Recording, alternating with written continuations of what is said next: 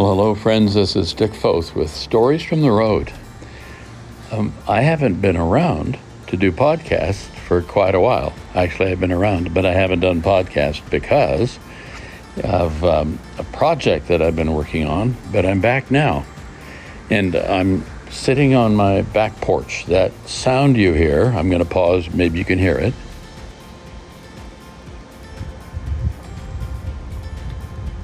That's a brisk fall wind.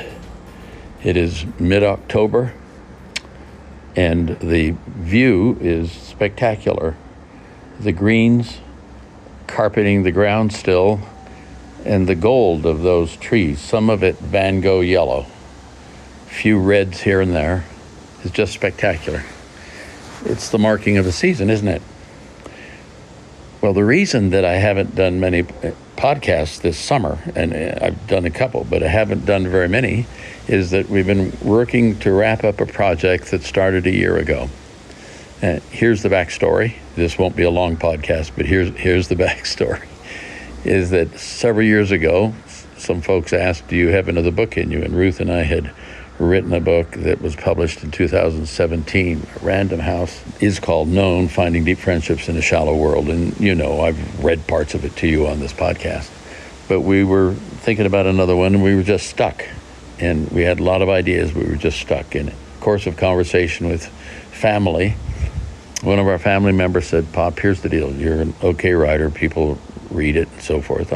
I'm not a Tim Keller. I'm not a Max Lucado or a Batterson or, you know, any of those folks who naturally write, even though it's work probably. Not probably, it is work. But he said, your sweet spot is speaking, and within that, your sweet spot is storytelling. And when he said that, something resonated in my heart. As you know, I love stories. That's why this website and podcast is called Stories from the Road. But since our brain is built for story, it's how we remember, it's how we pass values on generationally.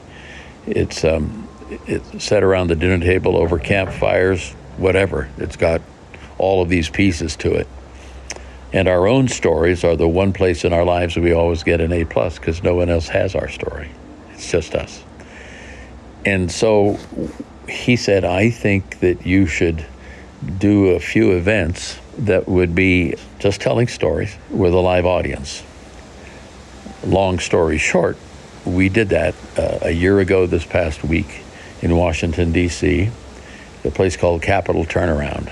For an hour and 40 minutes, just told stories. We recorded it, both audio and video, with the idea of putting out an audiobook. And I'm just here to announce that in a few weeks, hopefully, an audiobook called Stories I Love to Tell, to give us hope, to help us do hard things, and to bring us back together again. That book will be released on Audible.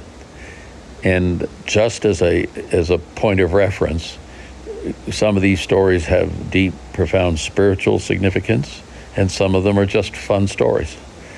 So for this podcast, I just wanted to give you just a little piece of the book. Part of the evening was spent telling stories about children, and in particular our children. And these are a couple of funny ones, if I can, funny ones. And here they are.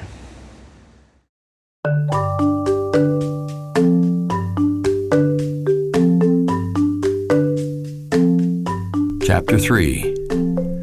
He was a stranger, and I took him in.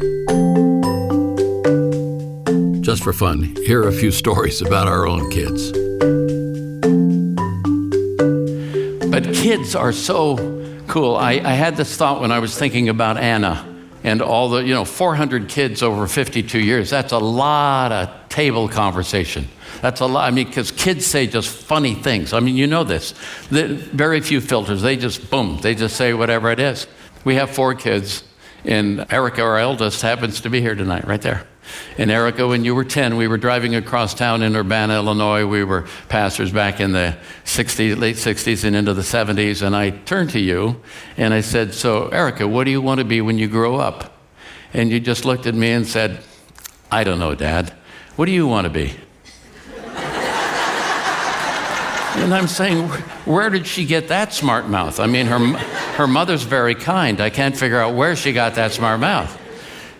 And then later, Chris, he's our youngest. All of our children are now in their 50s. And Chris is 4 years old or something. He walks into the front room. And kids, sometimes you don't know what you know. And he just walks into the front room, says, Dad, I want you to help me with my numbers. I said, okay, what do you want to do? He said, I want to count to 10. I said, okay. I said, what's 2 plus 3? He licked his hand.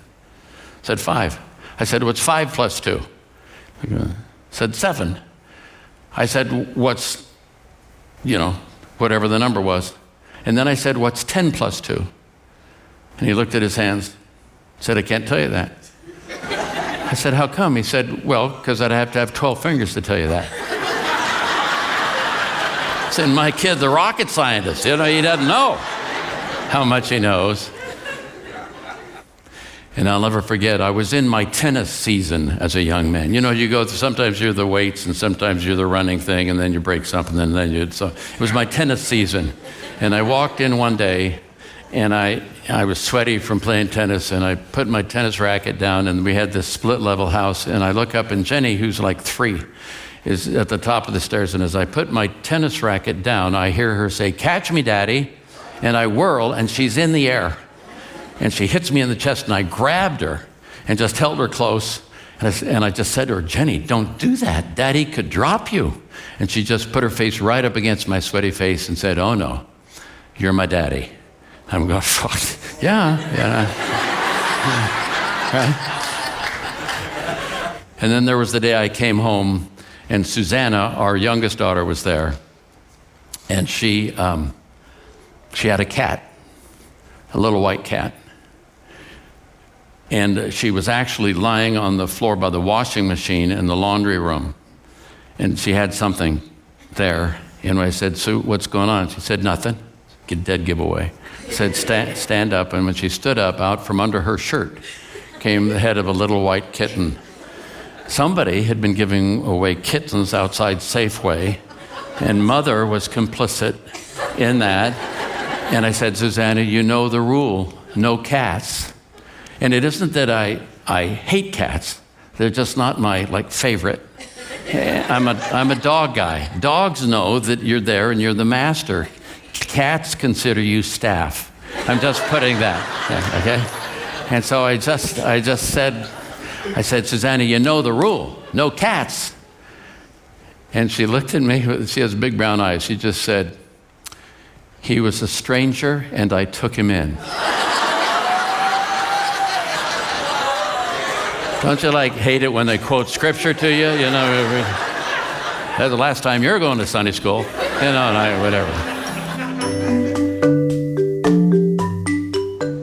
Every time I tell those, every time I hear those, I just chuckle because it's like I'm there again, and they are there again, and their personalities have not changed. They've added years to their lives as we all have, but they still have that kind of effervescence and joy and spontaneity, and we just love being with them.